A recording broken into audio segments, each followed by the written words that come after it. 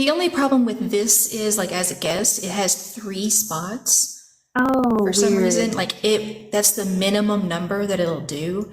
And if you are a Yeah. co-host, it just has 2. Huh.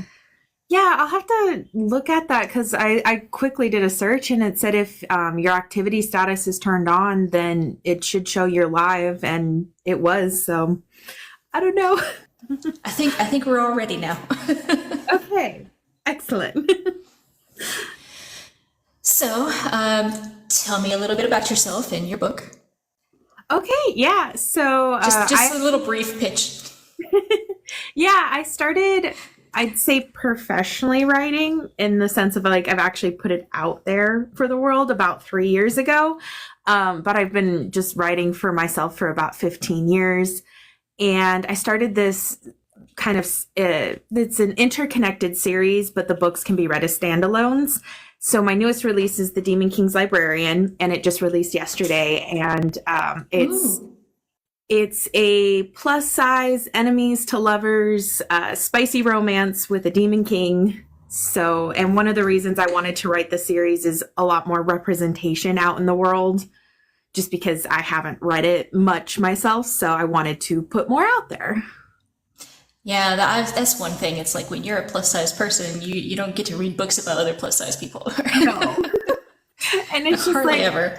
no, and I think growing up, like when I was reading all the books about like the more normalized body types, it kind of led to a lot of insecurities because I didn't see myself in social media. I didn't see myself in books or in media or anything. And then I think I read a series last year, the Curvy Girl series. I don't know if you've heard of it or not, but it kind of was like, oh, you can actually write about plus size people in books too. And I don't know why I didn't think about it before, but yeah, I just wanted to put more representation out there with these books. That's awesome. Yeah. So, and it just released yesterday, so that's exciting. Yes. Yes. You asked for the link, I actually looked there and I realized I hadn't enrolled it in Kindle Unlimited accidentally. And I was like, oh, that's why I've gotten no page reads yet. So, You're so like, thankfully, nobody wants it. No, you just didn't do it right. no. I feel like I always mess up something with new releases, but it's a learning curve. So, how many books do you have published? Is it just those 4, or? So technically on Amazon, I have 7 books. And then I have an additional like 6 on what's called it's called the Dream Map. And that's where I started writing. And it's very much like heavily werewolf romance based. And that's where I kind of got my start as an author. But one, I realize it charges the readers a lot because it's like paid per chapter. And they basically expected me to write and post a chapter every single day, and it led to major burnout. So I wanted to move away from that. And werewolf isn't exactly the genre I wanted to write in. I had fun and I enjoyed them, but it wasn't like what I wanted to do. I wanted to do more like fantasy type style books. Gotcha. So quite a few books out there, actually. Well, that's cool.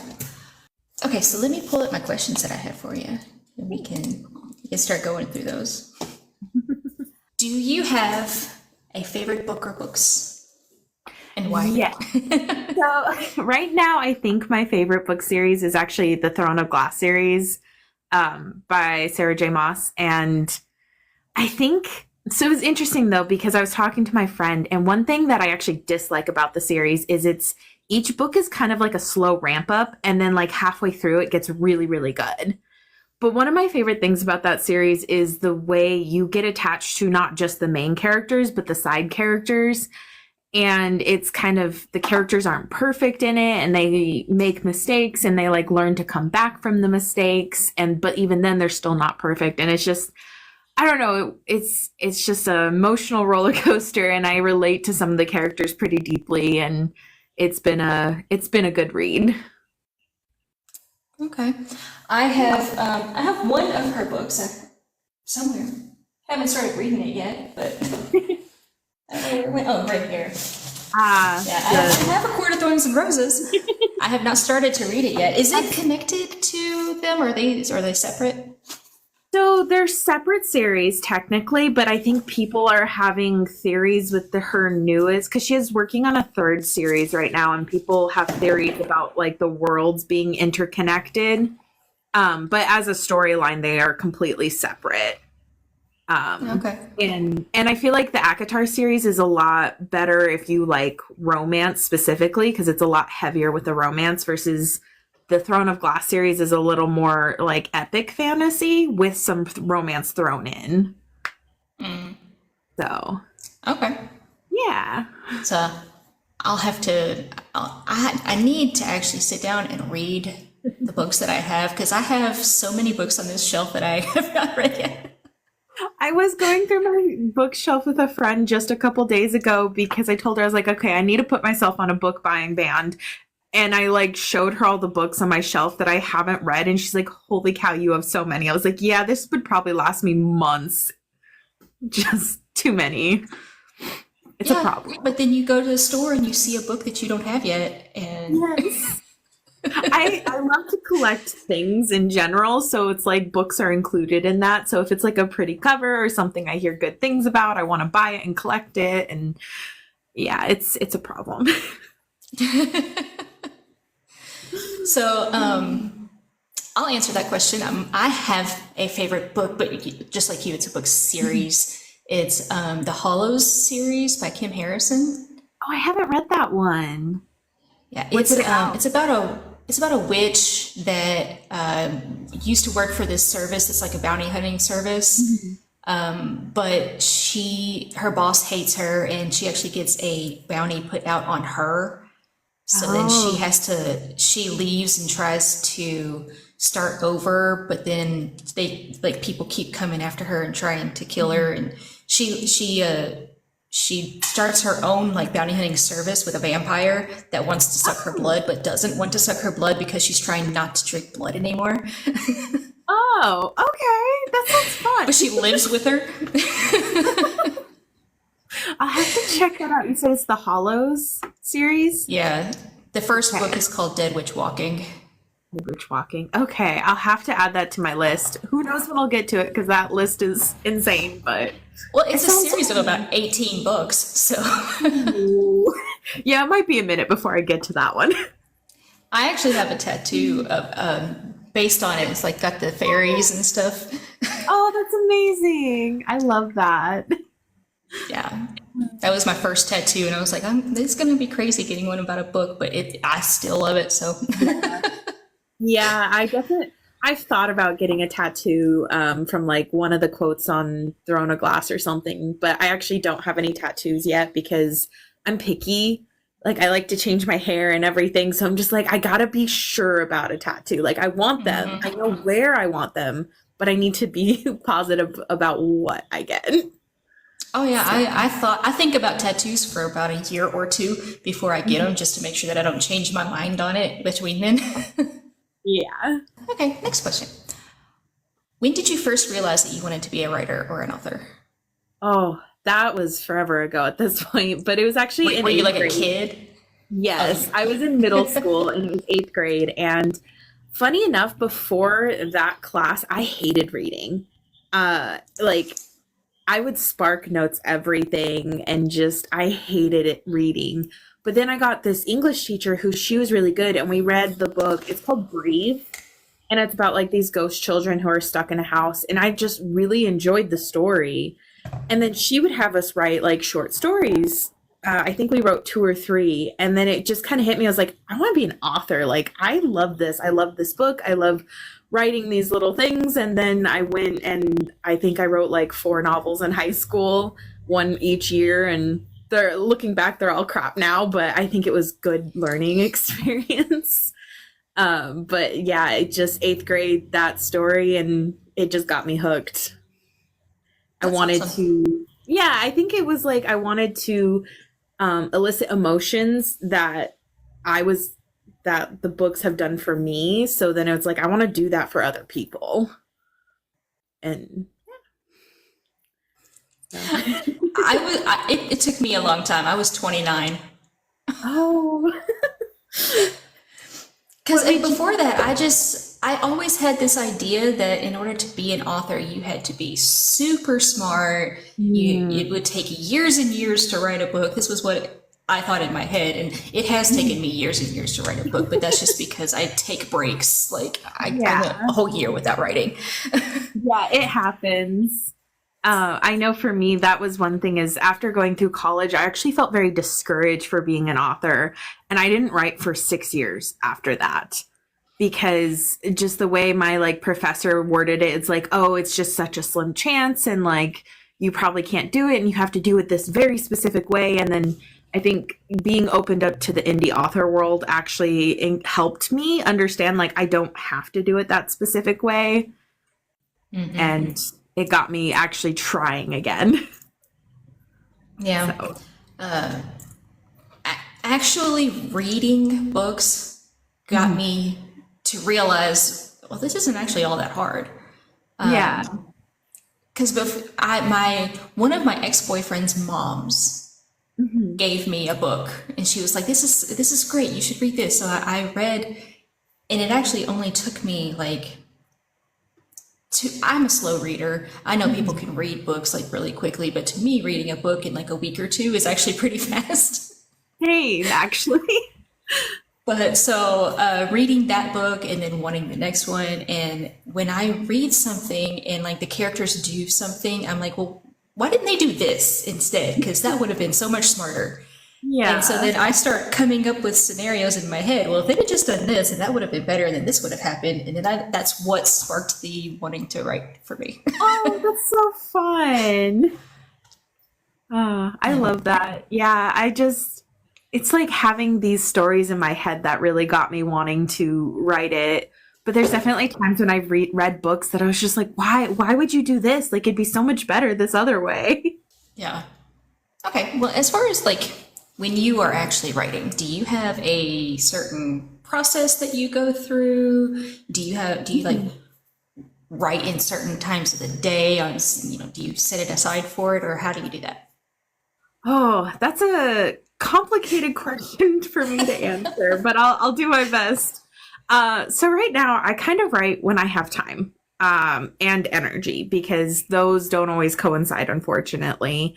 But I've noticed what tends to help me get the most words actually on the page is doing writing sprints. And what I'll do is I'll actually set timers for myself and I'll block out however much time I have. So like if I have an hour, 2 hours, I'll do like 20 minutes of writing and a 10-minute break, and then 20 minutes of writing and a 10-minute break. And that seems to help me focus the most on actually getting the words on the page. But I work pretty much full time right now. And there's times where I'm like, okay, I have a little bit of time at work, so let me just get some stuff down on the page. And I try and set myself a word goal each day, which might seem a little bit crazy, but my goal is actually 3,000 words a day. I don't hit that. I hit it like 50% of the time. If I get That's a lot. yeah, if I get at least 1,000 words on a page, I'm happy for the day. But there's days I don't write. It just depends.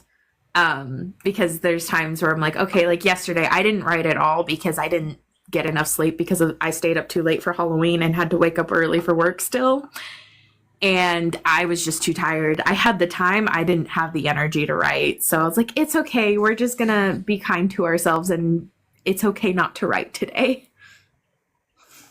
So, but yeah, having deadlines helps me actually like be like, okay, let's get some words on the page today, even if we're a little busy, and trying to hit the goal, which, like I said, happens maybe 50% of the time. But yeah, that makes sense. Just whenever you have the time is when you do it. Yeah, and I think writing a lot of words each day it doesn't come naturally, but it definitely has been a work training regimen, I guess, because as I said earlier, I used to write for the Dream app and they wanted you to post every single day.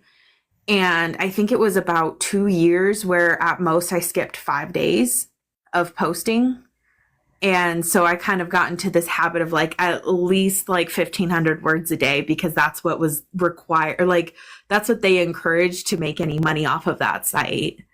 So it just kind of was like hardcore training regimen, but that it's like, okay, you just got to do it. Like, even if you're tired, sometimes you just got to push through. Wow. So I've thankfully able to take more breaks than I was now doing this, like self-publishing on Amazon, thankfully. Is Amazon, like, are you solely on Amazon? So I am on Amazon, and then I still have books on Dream because I signed a bunch of contracts with them that it would cost me too much money to try and take my books away from there. So I have both platforms. But you're not currently writing for them anymore. It's just books that you've already written are still there. Yes. Yeah. My main focus is on Amazon now. So. That's one thing that I feel crazy for saying it. Like when I finally finish a book and actually publish one, that I'm thinking about just doing Amazon, and everybody's always like, well, you should go wide, but I just feel like it's too much to deal with. Like, I just want to put it on Amazon, hit publish, and be done. Honestly, so that's something I've looked into a lot about, like doing more wide options, but honestly, it's a little overwhelming for me because on the other site, like they did all the advertisement for me. So all I had to do was write and edit. And now I'm just like, I have to write, I have to edit, I have to organize book covers and all of this other stuff. And I was like, I can't imagine going wide on top of it. And I also have found that for a new author, because even though I've been writing for several years, I feel like I'm still like a new baby indie author. Having Kindle Unlimited has actually helped. It's pretty much like 50% of my income that I'm making right now, because people are more willing to give unknown authors a chance on Kindle Unlimited. Yeah. Because like it's not free, but in your mind you think, oh, this book is free. Yeah, it doesn't cost extra to read it. Right. Yeah. So I think that has been one of the best choices I have made, is doing that option of being on just Amazon, which technically when you're in Kindle Unlimited, you can still sell printed books wide or like on your own site. But I was like, that sounds like too much work, and I don't think I have enough followers to want to do that yet. So, but I think one day maybe. We'll see. Yeah. We'll see. Once you get more experience. I don't know what the word is I'm looking for there. Yes. Yeah, I think part of it is like more income, because I'm making very little, honestly. But I'm slowly growing each month, but I don't really have the funds to like invest in a bunch of printed books that people may or may not buy. So it's like when I get more of fan base, I guess, and more income to be able to invest in it, and then just more time in general, then I think that's something I might look into, but that probably won't happen for at least a year, if not more, honestly. So. Gotcha. Yeah, that makes sense. Do you get writer's block a lot? Oh my God. Ever? And how do you handle it? I get it way too often sometimes, and I've learned to deal with it in a couple different ways. So sometimes, like, I have to kind of sit down and think about why I have writer's block. And sometimes it comes from just overdoing it, because when I write as much as I do, sometimes I think I burn myself out a little bit and I need just to take a step away and take a break. But for the book, I'm actually working on the 5th book in the series right now. And I just threw out 30,000 words because I realized, I was like, why? I hit this point where I couldn't write for it. And I was like, I don't know what's going on. And I talked about a friend with it, and I realized the plot was just all wrong. Like, the characters and the story I wanted to tell were there, but like the stakes weren't high enough. And I realized to fix it, I basically had to start over.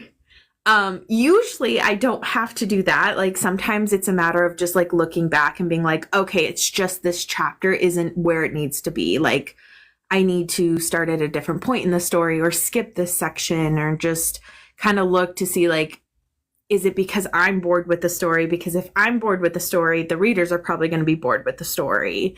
And like thinking about whether it's a matter of reworking the story, or if it's a matter of like my own mental exhaustion. And when it's my mental exhaustion, I'll take a step away and just like sometimes I just lay in bed, listen to music, and just let myself like think about the story and like let it come and like work through what the problem is. And then usually the next day I can get back to it. But if it's a little bit more of an issue with the actual story, that takes a little bit more work to unravel what's going on with that.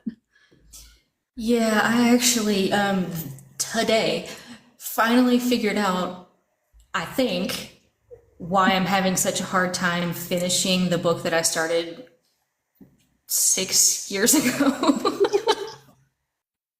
And because I have this new idea for a completely different, almost a different world that the story is going to take place in, and like changing the magic system, how it works, and everything about the story, almost like maybe a few things. And I'm halfway through the book. Oh, that's rough. That is so rough. But I've been working on it for so long, and I feel like I'm never going to finish it. And if I have this new idea for it that sounds to me like it would work better, I guess I need to go change it to this and see if I can actually finish the book. Yeah, maybe that would help, because I know like the draft that I didn't actually throw it away, because I keep every single thing I write, even if I don't think I'm going to use it, because sometimes I go back and like use bits and pieces.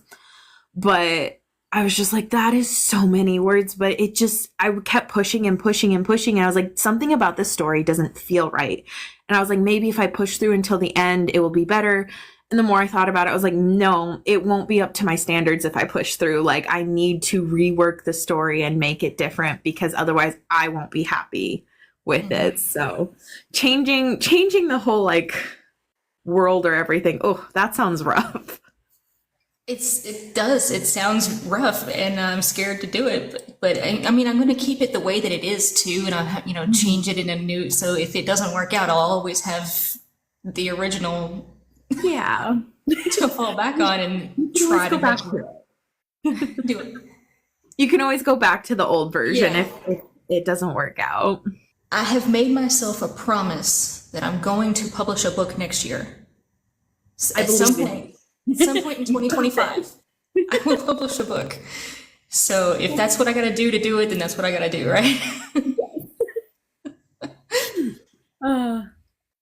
I think having those goals is very helpful. Yeah. For sure. Because it pushes me. I'm like, okay, you got to do it by this day. Like, you got to push for it. And at least it helps me actually continue. Because if you don't have, like, I look at it this way, if I don't have a boss telling me, okay, you have to do this by this time or by this date, I'm not gonna do it in any kind of timely manner. So I'm gonna have to, like, I'm gonna put it on a piece of, like, a notebook, words, a Post-it note or something, and like stick it to my computer screen and be like, you have to get this done by this time, and that's my boss. And if I don't do it, I'm fired. I'm not allowed to write no more. Yeah. Deadlines help, because I'm the only one keeping me accountable at this point. Exactly. Yeah. When you're writing a first draft, do you tend to be a perfectionist, like you want it to be perfect as you're writing, or do you just get it down and then go back and perfect it? I just get it down. It is sometimes when I go back and read my first drafts, like, I are just like, what on earth was I even trying to say in this sentence? Or something I notice I tend to do is, like, I'll repeat words over and over and over again. And then when I'm reading, I was like, whew, that's a lot of that word. And I actually have a friend who reads like my most raw writing, and I don't know why she does it, because when I go back, I was like, this is trash or it's confusing. But I was like, if you're having fun, go for it. But I think that partly comes with speed writing, because I find that speed writing helps me, because if I get the story on the page, then I can go back and I often add scenes or like add descriptions or change up the flow of the writing or make sure I'm not saying the word chasm 6 times in a single paragraph. And it helps. Yeah. Yeah. So yeah, I'm definitely not a perfectionist when it comes to getting the words down. And I I think it wish helps. that I wasn't. Yeah. I think what really helped me start doing this is when I started doing the writing sprints with setting timers, because the idea of that is like for a solid 20 minutes you can't look at your phone, you can't do anything else. You're not supposed to like fix any kind of mistakes or typos, which I still end up fixing like typos I see because that would drive me insane, but I don't like reread anything. I just keep going. And that tends to be my messiest writing, but I get it down on the page and then I can shape it after that. So I that's just what's helped me the most. Yeah. I think I'm getting better at it now that I have caught on that I do it, Mhm. but I write really slow because I am like in my head making sure that the sentence is perfect, that there's nothing, and like it goes with the rest of the story. It all flows, and then I'll write a chapter and then I'll go back to the beginning of that chapter and read it again to make sure that everything is right before I move to the next chapter. And then like Mhm. by the time I get to the next chapter, I've already forgotten what I was going to write in it. Oh So no. I've caught on that I do that. Yeah. And I'm trying to fix it. Yeah, like I said, I'm the opposite because I getting it down faster helps me because otherwise I get stuck in like cycles of like, okay, let's fix it, let's fix it. So I'm like, okay, let's just get it down. And then when I go back and read the whole book for the first time, there's often times where the beginning of the story, I'm like, oh, there's so many plot holes with this person's backstory. Like I said that their mother died, but then their mother shows up in this scene. I was like, oops, let's fix that. like usually it's not like major plot stuff that's like that, but the details of like characters will like shift as I write the story because I'm just trying to get it down, and then when I go back that's when I'm like, ooh, there's a lot of mistakes in here. I guess there's ups and downs to no matter which way you do something. Oh yeah, because I definitely have to go through and do a lot more like revision edits because of, like I said, there'll be like major backstory plot holes and stuff. But if you're like fixing it as you go, then that takes less time on the back end for fixing those mistakes. Yeah, but then it also takes forever to actually write the book. So, nah, six of one, half dozen of the other. Okay, how do you develop your plot and characters? Like, where do you get your ideas from? Or, So it's kind of a mix. A lot of times I try and take influence for characters based off of people I actually know. Um, so kind of fun thing I'm doing with the series I'm releasing now is several of the characters are actually based off of like a friend group I have. And it's been kind of fun for influence and like challenging me to like, let's write different personalities. But when it comes to plot, like sometimes it comes from just like one big idea. And like with this series, the big idea was like, I want a place where people who don't feel like they fit in the world to be able to go and like find friends and love and that kind of thing. And so I took that like major idea and then I broke it down to individual stories. And I was like, okay, let's start with the first person. What's her story? How does she get there? Who does she fall in love with? And I kind of like create it around that big idea. And then I like sit here and think, I'm like, okay, we have to have like that intense impact. Like, how do I want that specific story to end?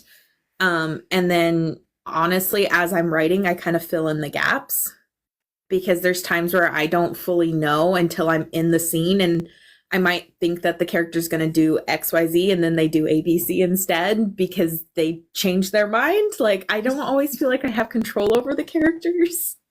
yeah. Sometimes it feels like when I'm plotting and thinking about them, like I think about them, but then they take a life of their own on. And it feels like I'm just trying to find their story versus me telling them what their story is. Like, I don't know if Definitely that sounds understand crazy or that. not.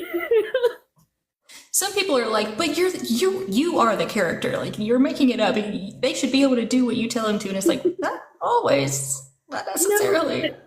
There's times I'm like, yeah, she was totally gonna fall in love with this person. Then she starts falling in love with this other one. And I'm like, what's happening here? This wasn't gonna be a love triangle. Like, what are you doing to me? Uh, I get it. yeah. But yeah, I think I like take it from like big ideas and then start breaking it down smaller and smaller as I go. I wouldn't know how to answer that question. I don't, because I don't know where I get them from. Like, it just Mhm. pops into my head, you know? Yeah. Like, I'm writing 3 books at the moment because I have squirrel brain and cannot focus on just one. Hmm. I write this one for a while until I get tired of writing it, and then I Hmm. come and I write another one. I can't just write one. But so like one of them, I don't know where the idea came from of a detective whose partner is a ghost. Oh, that's so fun. Yeah, but he uses her to spy on people. So Mhm. like she can go in there and like listen to people and Right. stuff without anybody knowing because he's the only person that can see her and stuff like that. So, but don't ask me where I got the idea from. I have no idea. Sometimes it just comes to me like in the shower or something. Yeah, it just pops into your head like an alien beamed it in there and it. It just happens. It just appears. It's like I'm just the vessel writing the story. Like I'm not the one creating it. I'm just here to make sure other people can read it. My fingers are moving of their own accord. I don't know. Yeah, I see we got a comment from Gillian saying I am the same, best intentions, but the characters surprise me. Yeah, I feel like they I do I know all the some time. people that are so against saying that. It's like the character did not choose to do that. You chose to do that. You are the writer. It's like I no. swear, there'll be times where I outline a chapter before I go to write it, and then by the time I'm done writing it, I was like, this went all the way on the other side of the world. Like how did we get here? This was not how it was supposed to happen. Now I have to change the rest of the story because of the one thing the character did in this chapter. As long as it ends up with a good book in the end, you know. Mhm. I find that when I follow those like moments of surprise where I don't fully expect something to happen, that's when I actually get the best stories. When I go with it instead of fighting against it because of something I had outlined earlier. Yeah, totally. Okay, next question. How long does it typically take you to write a book?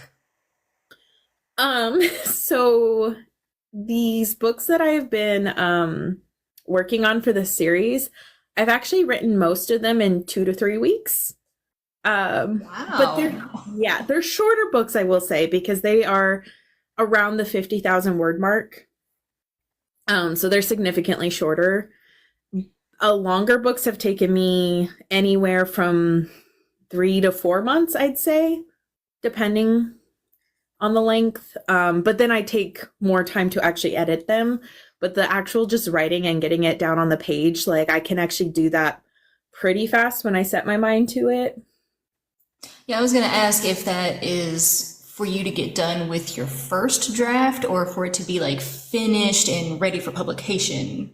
That is just the first draft. I don't think I could get it fully ready in that time because I need to take a step back from the draft after I've written it to like give mental space between it because then I can catch more mistakes and like I can be like, okay, let's read this with more of a fresh mind going in.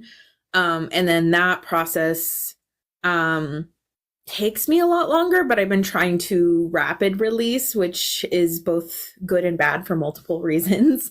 But I've been pushing the process a little bit faster just to try out the rapid release schedule. So probably closer to like 3 to 4 weeks of editing after that. So month and Still a really half to two fast. months. Yeah. Yeah. I think one of the advantages is just I keep going back to it, but like the serialized fiction site I used to write for, like they expected you to write and produce minimum 50,000 words a month. And there were months where I wrote like actually 100,000 words for them because of how much they were like pushing. So I'm actually writing less than what I was doing for them, which gives me more time for editing in the whole process. So I feel like I'm insane sometimes when I say how fast I write. And then other times I'm like, no, I'm slow. And I was like, no, you're not slow. Like, just because you didn't hit your word goal for the day, it doesn't mean you're slow. Like, chill out. Yeah, no, it's very fast. Yeah. Yeah, I have a problem of pushing myself a little too hard. And my friends kind of tell me I'm a little too much of a perfectionist and like work myself a little too hard sometimes, but sometimes it's hard for me to stop because I just go, go, go. So, how do you, when you're done with a book, at what point do you tell yourself, okay, it's done. I've edited enough. I can publish it now. Like, how do you get to that point? How do you know that it's done? So I've started doing a process of editing it, and it's usually about 5 rounds of editing I do, I think. And the first one is kind of so the first run through is just basically me being like, okay, let's look at the story. Let's look to see what kind of plot holes there are. Let's see if I need more content or more character development. Do I need to add a scene? Like it's kind of like the big picture stuff that I read through and um I'll do like minor line edits as I go. And then the second one is like making sure I get all of that in there. And then the third one is like reading through it and making sure all of those changes fit the way I want. And a lot of times I'll still add more like descriptions and everything. And then the next round is like breaking down the lines. So once I'm confident the plot flows the way I want it to, I start like line editing more so of like, okay, let's remove a lot of those repetitive words and make sure I'm using the correct word and going through all of that. And then the final read through is like the proofread, but and making sure like everything's good. But I'll admit, like, there's times where like one of the books I recently released, I've keep thinking about it. Like, even though it's been released, I was like, man, I wish I had made the book longer. Like, there's so much more I could have done with it. So it's just sometimes I'm like, I don't know if I ever feel fully done with a book because there's times where I'm like, I could have done something more. I could have added more scenes. I could have made the word flow better. But like once I get through that final proofread, I'm like, okay, that's when like we're not gonna mull over it anymore. I'm confident in it, and then I put it out into the world, I guess. So At some point, you just have to be like, okay. like it's okay, like stop thinking about that last book because it's out there now. People have read it. You can't change it. Like, and I've thought about maybe I can go back and like write from a perspective of a different character if I ever really wanted to expand on the book or the world. But part of me is like, am I really going to do that with how many ideas I have? Probably not. But it's hard because I don't know if I ever fully feel like, yes, this book is perfect or like, but I also know that if I wait for it to be perfect, it won't get out there because I Yeah. don't think it ever would be perfect. Yeah, So. that's got to be something that a lot of people struggle with, and you just got to learn how to let go, I guess. Yeah, to because there's stories where I'm like, I still have a story in my head where I've written it and everything. I was like, I'm never going to publish that because it's not perfect. And I was like, I'd have to rewrite the whole story for it to be perfect. And I was like, I think that's an idea that just has to kind of be put in a coffin and just laid to rest. So, So, do you edit and everything like yourself, or do you hire anybody like your cover art and stuff like that? Do you do it all yourself, or? yeah, I actually do all of it myself, which I have spent a lot of time working on, and I still think like I have a lot more work to do with it. And I think one day I would like to hire more people to give it out, but I'm doing this on very minimal funds that I can afford to put into these books. And when I see people putting thousands and thousands into the books, I think it's so impressive. But I'm like, my income is pretty tight right now, if I'm being honest. So like I can't afford to be putting out like book covers that I buy from other people. So I've learned to how to edit and I've studied the process. And when I look back at some of the first book covers I made, I'm like, ooh, those are not even close to be good. But then I learned how to like edit like stock photos and stuff like that and make it come together. And then one of the biggest things I do for editing myself, because I think that's the part that I hate the most because I know typos slip through, but I don't want it to seem like poor quality. But one of the things that has helped is actually listening to the book.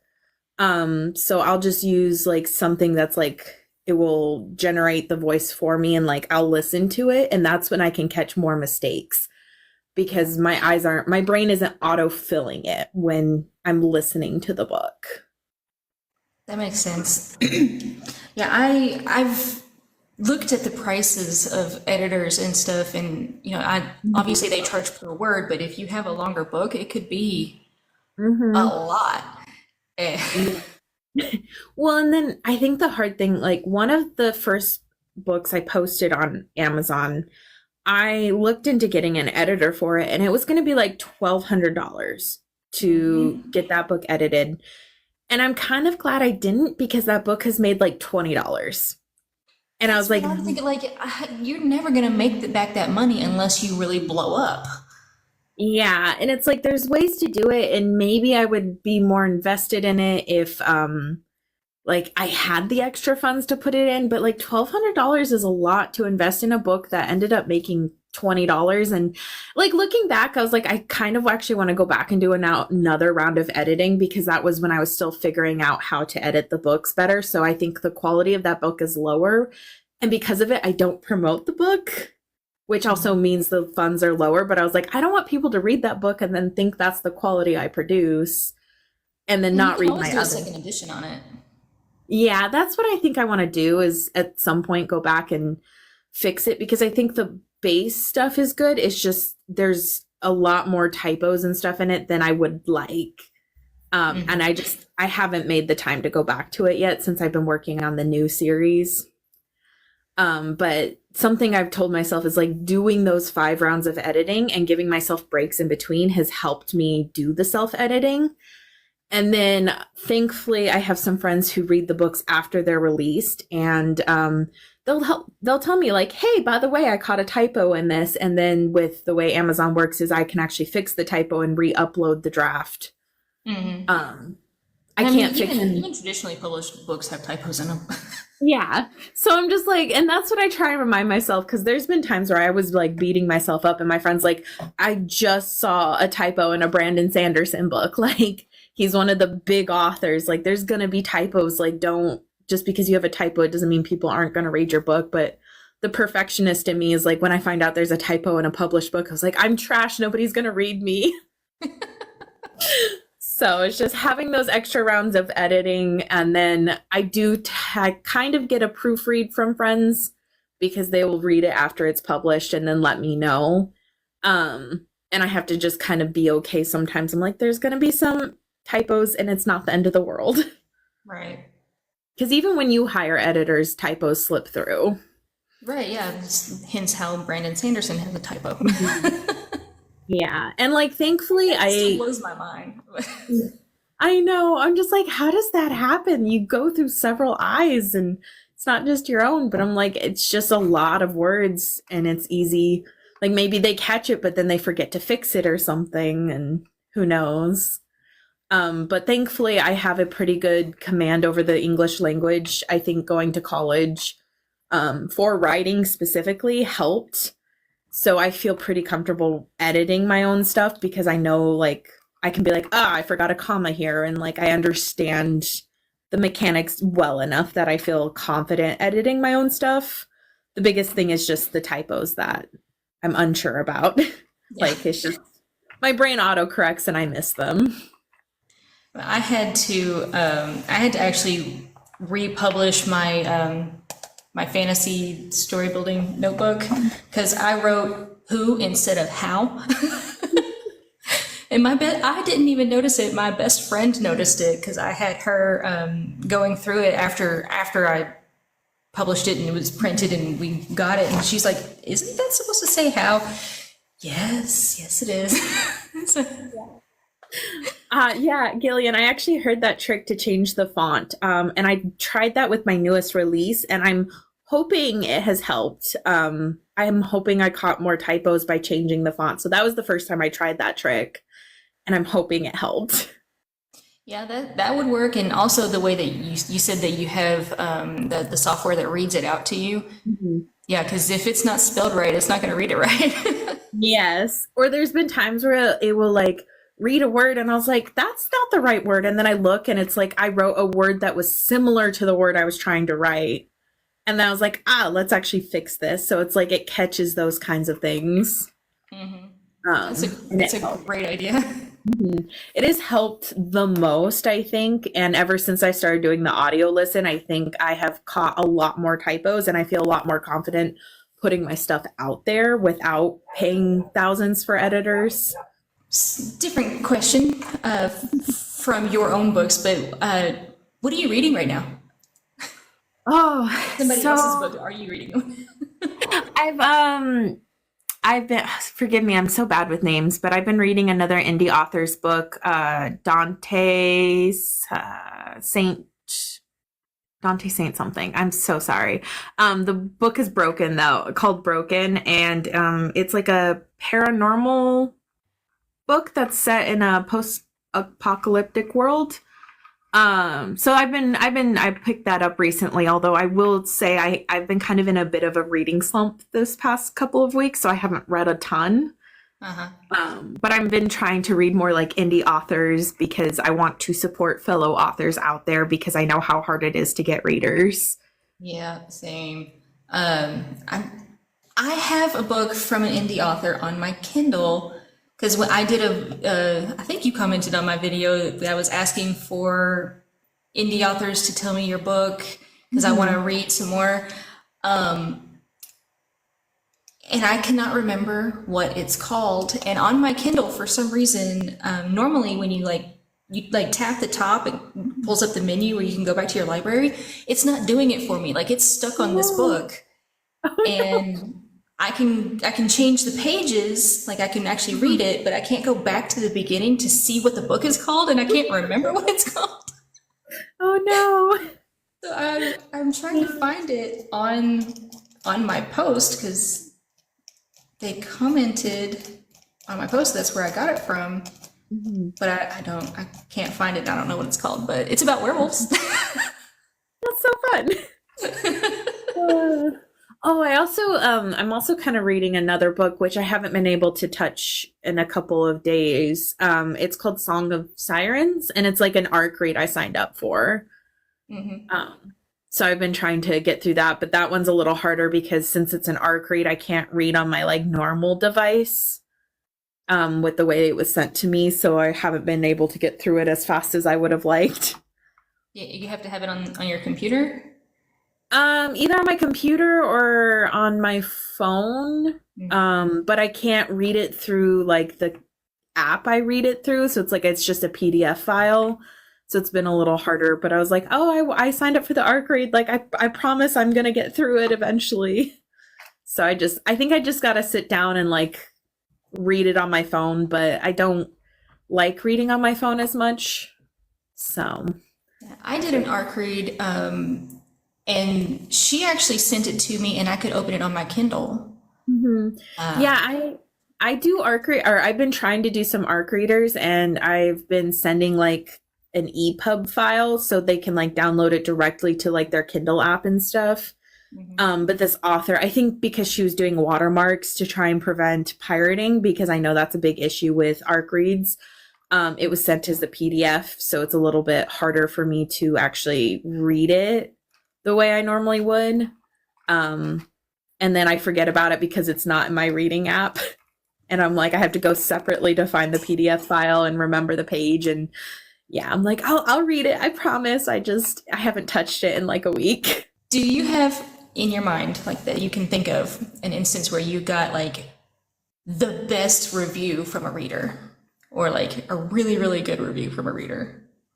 Oh, so I actually got a review recently on it wasn't like specifically on a book, but it was one of my readers who has been following this series, and she like commented on one of my TikTok videos saying something along the lines of like, I really love this series because as somebody who has felt like I haven't fit in, like this is like healing a part of me or something like that. And it wasn't like specifically on a book and it wasn't a review, but like that kind of comment is the whole reason I want to write these books that I'm writing. So knowing that there's somebody out there who I don't know in my real life who feels what I was trying to do, like that was just kind of a moment of like, okay, I know my sales are low. I know I'm not really well known, but like this, even if it's affecting like one or two people, like this is why I want to be an indie author. Like this is why I want to write the books I write, and knowing people are getting the emotions I'm trying to like portray in my books, like that, I think it was just a good reminder of why I'm doing this. Because there's some days where I'm like, I suck and I need to give up. But that's So just, are all your yeah. books about plus size people No, or so this series? this series, 3 out of the 4 are plus size. One of the characters, she's not plus size, but it is she's bisexual, so she's representing a different group of people. Mhm. And it's like a sapphic romance, but she herself is not plus size. So I'm planning 6 books in the series, and like 4 out of the 6 is going to be plus size main characters. And then afterwards, I am planning a series where I want like a fantasy romance type story that has a main character who is plus size, who's doing all the like fighting and badass stuff, because like I don't think I've ever read a story like that. And so I want to write that, because I'm like, just because you have extra weight on your body, it doesn't mean you can't do certain things. So I want to write a story about that, where a character is like, maybe she still struggles with certain aspects of her weight, but like it doesn't mean she can't do things. Mhm. So I have future stories planned, but this is more of a recent development because all my earlier stories don't really have plus size people in, and it's kind of something like, looking back, I'm a little ashamed of myself for it because I've always struggled with my weight. So having written a bunch of stories where I have no representation in it, and I know part of it was like I was writing what I was reading, but like I don't know, it's this series is more important to my heart because of this new direction I'm writing, I Yeah. think. I, I think that would be like you're writing what you're reading and what you are used to while Mm-hmm. you're getting comfortable with writing, and now that you're more comfortable with writing, write what you want. Mm-hmm. Basically, I kind of hit this like, I don't want to, like, I know writing to market is going to be the best way to be successful, but I'm like, I want to write representation. I want to write the stories I wish I had read when I was growing up.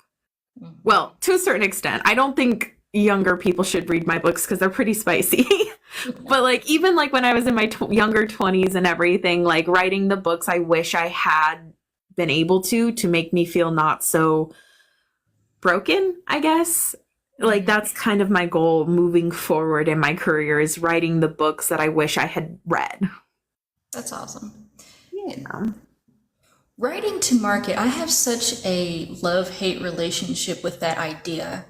Yeah. Because, like, obviously, that's how you make money. You write to market, people are going to buy it because that's what they want. But there are Mhm. people that want other things. It just seems Mhm. like there's less of them. So that's why people don't write books for them. Mhm. But those people will never get the book that they want if people always try to cater to the majority. Yeah, and it's like finding this balance of like, I want to write and I want to make money because my goal is to one day be a full-time indie author. Or at least enough where I can reduce how much I'm working full-time and just go back to part-time so I can invest more in my writing. And I know one of the fastest ways to do that is to write to market and write the really popular tropes, but like it also feels like a disservice to myself because I want to write like I want to write what I want to write, and I want to represent the groups that may not have heavy representation. And I know like there's an audience out there for plus size because I'm one of the people who would want to read those. Yeah, I same. just sometimes it's a matter of finding that audience, I think, Hmm. and just trusting the process and being true to myself instead of chasing numbers. But it's also hard when you kind of need the income to live. It's like finding this balance, I think. Yeah, that's like the author that I did the arc read for. She started out she did like the writing to market, and she said she put out, it was like one book a month for like a year or two. Wow. And they were all like to market books, and they weren't what she really wanted to write. She just did it to get the income out there, and she made money off of those books. But now she's writing what she wants to write. And not that the ones that she wrote before are bad, but I read one of the ones that she wrote before. And I read the one that she just released because it's what she actually wanted to write. And the one that she recently released was longer, and you could it just seemed like she enjoyed what she was writing more, like it was more in detail and just felt more immersive versus the ones that she did before, where it was just she just wrote it just to write something to sell. Yeah, that's I've had a couple friends comment on that with my writing where they're like, what you're doing now feels like the writing itself is better. And I think it's because I'm a lot more passionate about these books, because I want good books and I want the representation, and I don't want to just push myself to write things I don't want to write because the quality is going to go down because I don't care as much. So it's There is just something to be said to not writing to market. yes, for sure. Have you had very many bad reviews? So this, I think back to the very first book I put out there on the Dream app I wrote. I still get negative reviews on that. Like I got one last week or something, and it's kind of like it was a little bit rough for a while with how many hate comments, but I also have to say, like, that book ended up going viral on the website, so it has almost 500,000 reads on it. Wow. And I think because of that, it hit a wider audience. But the character I wrote, she started off very weak and like indecisive, and like it was meant to be she grows into herself. And there was so many people who read the book and they didn't even finish it, but they would get partway through and they'd be like, I can't stand her anymore. She's so annoying. Like, she's too weak. And like, this book sucks. And like a lot of like negative comments because of the type of character she was. But then I also had to stop because there's a lot of people who they finish the book and they're like, are you going to write more? I need more. Like, I love this book, because they stuck with it long enough to see the character growth that I was going for. Right. But like that one, like I said, to this day, it still gets hate comments. And I wrote that almost 3 years ago at this point. And that was, yeah. Do they still get to you, or do you just let them? I think I just kind of brush it off, but I will say, like, it's a book I don't like talking about very much because of all the hate it's gotten. Because, like, to me, it is probably one of the weaker books I have written. And it's the first book I put out there in the world that I actually made money off of. So it makes sense why it would be on the weaker side. But I will say, like, there's kind of a moment where I'm like, out of all the books I talk about, that one, like, never comes up. Because I'm just like, oh, please don't read it. It sucks. And I was like, it doesn't suck because there's a lot of reads and people who like it. But in my head, like, those negative comments are still there. And there's so many of them on it that I'm like, I don't like, I appreciate the book for a lot of reasons, but I'm not proud of it at the same time. Like, I don't know if that makes sense. Yeah, it does. Yeah. So, but yeah, I think that's the worst, like, backlash I've gotten for a book. And a lot of the backlash I've gotten actually comes from the old website and style I used to write on. And thankfully, I haven't gotten too much backlash or like negative reviews on my newer books. Like I think I've gotten like a couple 1 or 2 star reviews, but they didn't have any comments associated with them. And I was like, that's fine, because not every book is going to be for everyone. So when I see those lower stars, it doesn't like make me feel bad, I guess. Because I know there's been times where I read a book and I was like, I just didn't like it. And then my friend was like, I love it. It was such a good book. So something I try and remember is not every book is for every reader, and that's okay. Cannot please every single person on the planet. No, definitely not. In your newest book, Do you have a favorite secondary character? Okay, so this one I think is kind of tricky. I do. But the thing that I say is tricky is because the way I'm writing this series is each book has a different main character. So like the main characters from other books in the series show up as side characters in it. But there's two characters in the story that are like my favorite, and one, her name is Satella, and she's a vampire who's also the healer in the place they're at. She's actually book three's main character. But I love her to death. She's one of my favorite characters.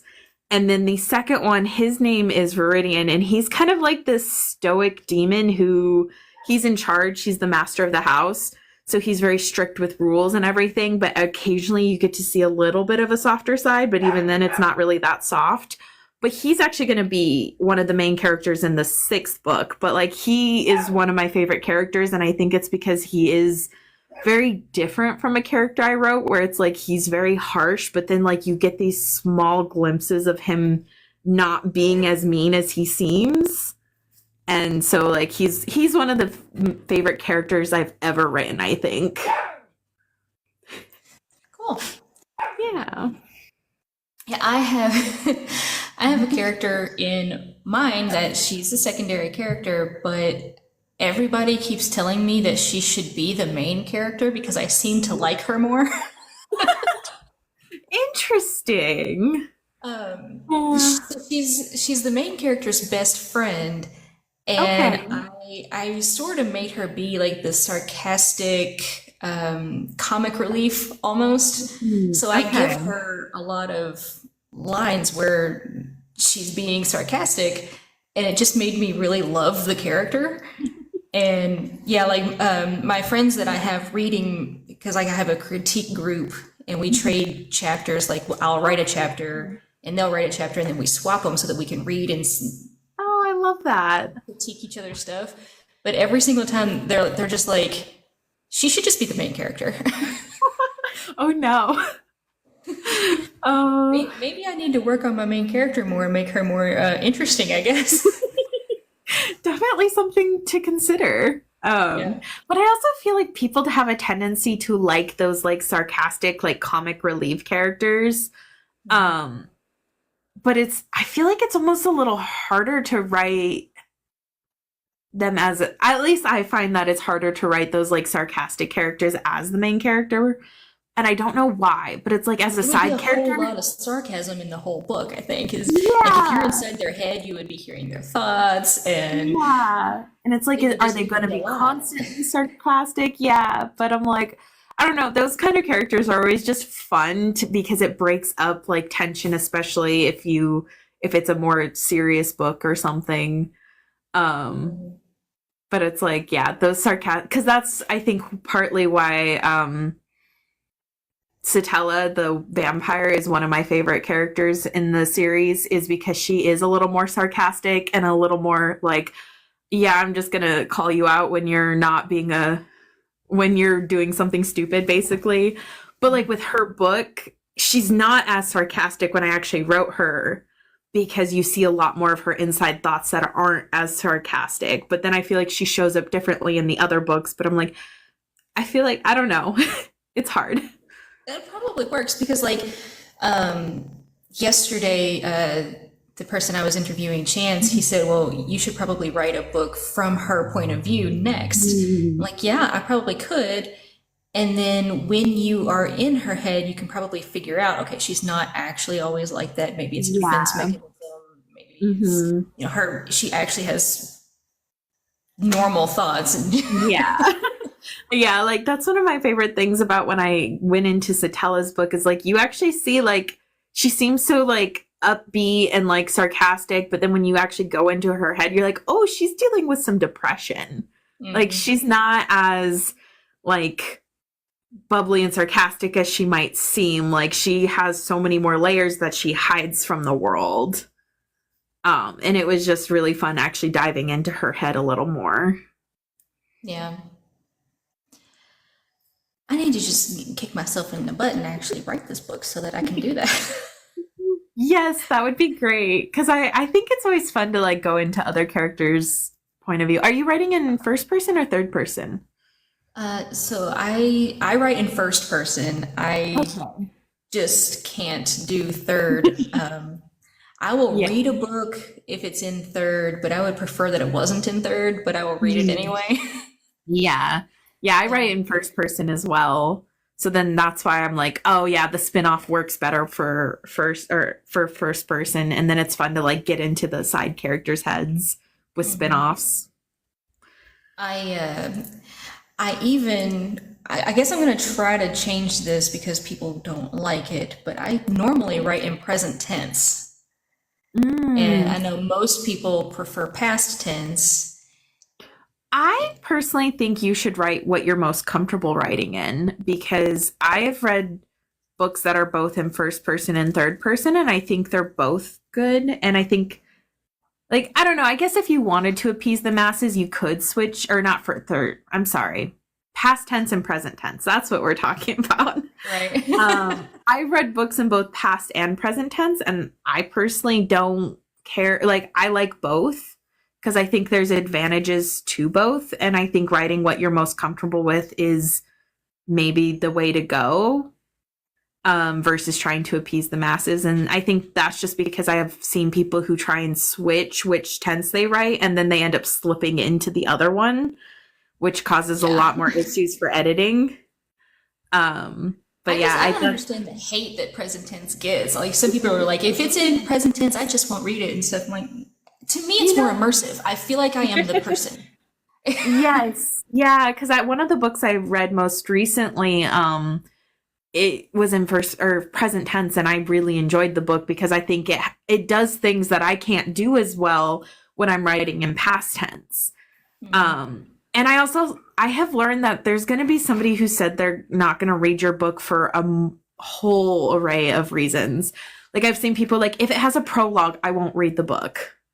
So dumb. Like if it's in first person, I won't read the book. If it's in third person, I won't read the book. Like there's so many different readers who will say like, "Oh, if the cover doesn't look like this, I won't read the book." And I've kind of If it learned has a like, person on the cover, yeah. yeah, if there's a person on the cover, I'm not going to read it. Or if it's too plain, I'm not going to read it. And it's just I don't know. I've kind of for a while it got to me because I was like, "Oh, I shouldn't write this way because," and I was like, "That's one comment that one person made or a whole reader group, but there's going to be people who like the present tense, who like the past tense, who like first person, third person. Like, there's going to Mm. be an audience for every type of book. And there's always going to be people who are like, I'm not going to read the book because it's spicy. I'm not going to read it because there is no spice. Like, I don't know. I've done my best, which it doesn't always work to just kind of be like, you know what, I'm going to write the way I want to write and not worry about whether or not somebody says they don't want to read it because of something I did, because there's always going to be somebody no matter what. Yep. It's it's a hard world because you want to care about what readers think, but then there's also times where you have to kind of not care, and it's hard. Yeah. Okay, next question for you. How do you choose the names of your characters? So this is for the most part, I'll either do one of two things. I'll either like honestly look at baby name lists and just kind of scroll through until I find a name that fits. Something else I've started doing for more of my like fantasy books is like I'll pull up a fantasy name generator online and then I just refresh it until something kind of like sticks out to me. And even then sometimes I'll tweak the name, be like, "Oh, I mostly like this, but let me change a couple syllables because I don't want it to end with a hard letter or I want it to end with a hard letter." Um but like That's that's exactly usually my how answer. yeah, like I go until I feel a name that fits. And even then there's been times where like one of my friends is so picky with the names and it's so funny because there's a character in the third book in this series I wrote and his name is Lonus and she was just like, "Lonus, really? That's the name you picked?" And I was like, "Well, it's published now, so you can't say anything." But like she saw one of the names for one of the future books I had planned and she's like, "No, you cannot pick this name." And I was like, "Why?" And she's like, "No." So it's just, yeah, sometimes she makes me change it and she'll give me ideas. And I was like, okay, I like this one. But I yeah, think there's for the a most fine part, line between finding something that's unique and something that either sounds too mhm. crazy or cannot be pronounced. Oh yeah, definitely. So it's just, yeah, a lot of times though, it's just like randomizing names until I find something that fits and then maybe tweaking it, maybe not. That's exactly my answer too. I love fantasy name generator. Oh, it's so good.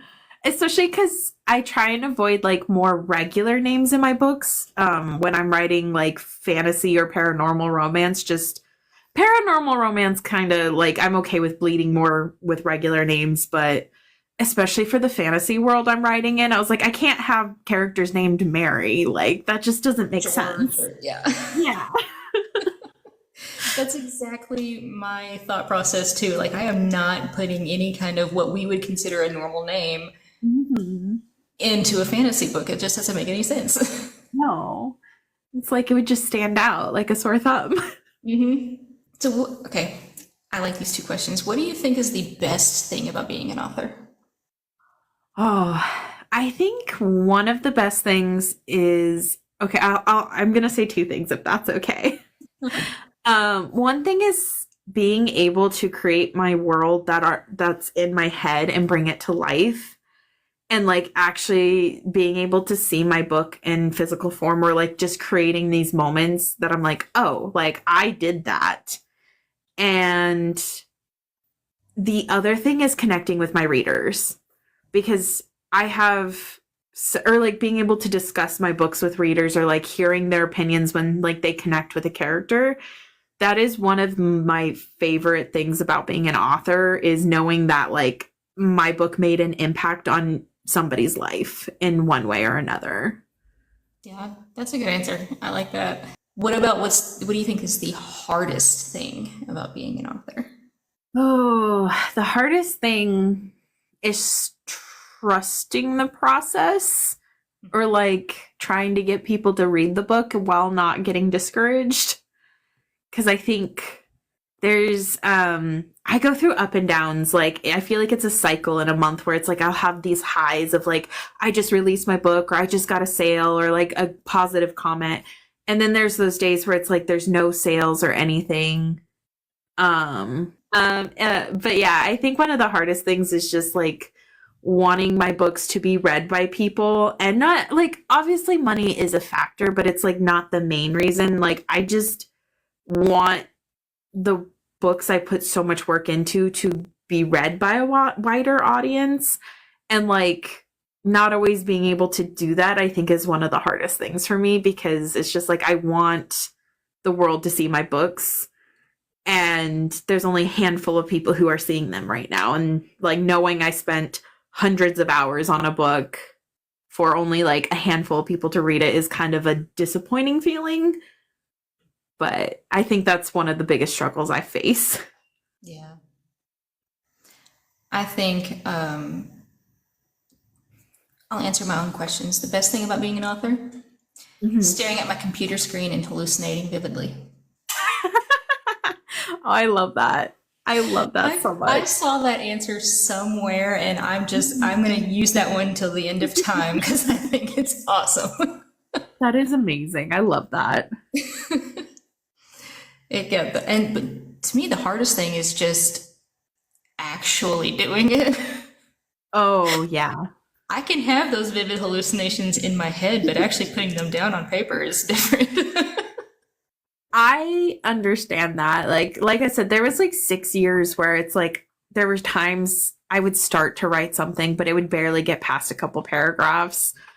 And like for the longest time, that was one of the hardest things for me to do, is like actually getting the book down on paper. But I feel like I've done it long enough that that no longer feels as difficult as getting people to read the book it feels. Yeah, that makes sense. I feel like nowadays, though, with TikTok, it's getting easier I agree. because there's so many people on TikTok, on Book Talk. Mhm. Yeah. Yeah, I think it's definitely getting easier, and I'm learning different ways to get people to read my book. And sometimes it's a matter of experimenting and everything and being patient, which that's one of my biggest issues is I'm not always the most patient. I was like, I want everyone to read my book now. And I was like, no, it's going to take time. Like, I need to build a following and just keep posting about my books and not being afraid to advertise myself.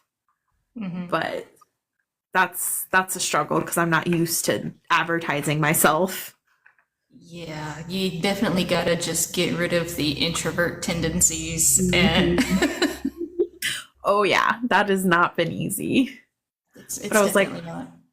but I think I love like being able to connect with other authors like you. Like I think this is so fun and I'm so grateful you invited me to do this live with you. I may have stretched myself a bit Oh thin though no. with how many responses I got to that, and I have accepted just about every single one of them. Oh my gosh. You're crazy, but I love I, that. and I actually have another one today. Oh my gosh, yeah, you definitely accepted a lot. That's fun though. Ah, Yeah, and I see my friend I'm Sam really. has joined the live. And Oh, hi. hi, Sam. Yes, you guys do help me promote my books too, and I appreciate that. That's great. That's awesome. Yeah. Need to get somebody to help me promote mine when it comes out. I don't know who that would be, but Oh, you've been here for a just been while lurking. with the naming conversation. Oh, fun fact, Sam is the one who has criticized me for certain names. So she apparently was watching me call her Got out her. again. And I'm sure I'm going to hear a lot about that later. Uh, Hi. oh, hi. Been here since the beginning. Wow. Thanks for listening. Hey, while we You got guys are people talking, great. you should tell them where they can buy your book. uh, yes, my book, you guys can buy it on Amazon right now. It should be in Kindle Unlimited. It's also available in ebook and paperback, which I have a feeling Mana has already purchased my book. So, oh boy, Awesome. all my friends are joining right now. Oh, you guys are great. Yeah, Mana was one of my ARC readers, and she loved the book so much that within like 24 hours of me sending out the ARC reads, she actually read the book twice, which I think is Wow. insane. I was gonna say, like, didn't you just release it yesterday? How have they already Yeah, read it? But yeah. apparently, you can read it twice in 24 hours. It is a shorter book. It's only like 50,000 words. So I think that helps. But even me, like a 50,000 word book would still take me a couple days to read. Hey, Uh, thanks for purchasing. so you said that you were already working on the reread it 5 times. Holy Oh my After that gosh. glowing review, I'm Insane. gonna have to get it right. Uh yeah, it's enemies to lovers, plus size female, who is also a little bit neurospicy. So yeah, it's a fun time. It's a fun time. And you said that they're connected, but you don't have to read them in order, right? Yes. So they're like, I think you get more out of the whole world if you read it in order. But like, I've had people who start with like the third book who said like they liked it. And my goal with each book in the series is that anyone can pick up any book in the series at any point and read it and understand what's going on. Because each of the books is a little bit different. Like, I have a forbidden romance, I have a friends to lovers, I have enemies to lovers, I have a sapphic romance. So it's like, depending on your style, you may not like one, but you might like the others. But like my goal was that anyone could pick up any of the books and hopefully and be able to enjoy it. That's So awesome. yeah. So okay, the newest one, so the Demon's King Librarian. Is there any of the like what it's about, like the plot of it that you can explain to us? Yeah, so the book starts off with there's five demon rulers in this world, and one of the demon kings comes to the library because he is looking for a specific book. But when he gets there, like the librarian, she hasn't ever met him, but she already doesn't like him because there was an incident a couple months ago where he destroyed part of her library. So he shows up and is like, hey, I got permission from the king of the estate she lives at to use your library. And she's like, no, but I'm the librarian. You can't use my library. So then it gets where he's trying to convince her, being like, I need to do this because there's like essentially his kingdom is in trouble and he needs like a spell and a book to save his kingdom. But she's just like, then apologize to me. And he's being very stubborn about he doesn't want to apologize because, you know, he's a prideful demon who's like, I shouldn't have to apologize for anything. And one of the ways he tries to convince her to give in to what he needs is by getting a little steamy, basically. So it's kind of their journey of like, you know, basically they end up start hooking up, but they still hate each other. But then they, you know, slowly start to maybe not hate each other so much. So I hope that's a good description. Sometimes I'm like, how do I describe my books? That sounded good to me. Yeah. So I'm going to talk about my book for just a minute. Oh, yeah, go for it. I'd love to hear about it. I mean, I don't know what to call it. It's not technically a book, but it's a planner for writing a novel. Okay. So then you go through and fill out like there's a character profile to help you plan out your main characters. Yeah. And it has like the antagonist profile too, so you can I love that. it out, and secondary characters and all kinds of stuff. And then it gets into, there's a lot of character profiles just in case you have a ton of characters. It gets into the world building stuff. Before each one, I give like a little description. And then there's questions in here. You know, what's the name of the world? What are the countries? Oh, I love that. There's stuff for the magic. It asks you questions about how the magic works, what the limitations of the magic are. Currency, government, religion. Just for the religion. Oh, wow. Then I came up with my own plotting structure too, because I did not like Save the Cat or The Hero's Journey or these other ones, because to me, they either like repeated themselves or some plot points just didn't seem necessary to me or just didn't make sense to me. So I made my own and I put it in here. It's a 3-act structure also, but it goes through just a little slightly different than the Heroes or the Save the Cat and stuff, but I explain all of them. Oh, and is that on questions? Is that available on Amazon or somewhere else? It's on Amazon. I have it in all different colors. The interior is the same on all of them, but I made them in different colors just so you know for fun. You like. Yeah, I'll have to check that out because that's honestly world building is I think one of my weaker points, where it's like I don't always think about everything until like I need it in the moment. So I'll have to look that up because that might help with like planning all the specific details, which I'm not always about. In the beginning of it, because to me the most important part is I write, and that's funny, that's so fancy. Oh, thanks. Is like you don't have to do it in order, especially like I wrote in the beginning of it. Jump around, do whatever comes to you in the moment. If you think of the character first, and you have nothing else, go write the character, go fill out the character part. If you think of the plot first, and you want to develop your characters later, go to the plot first, and then you know.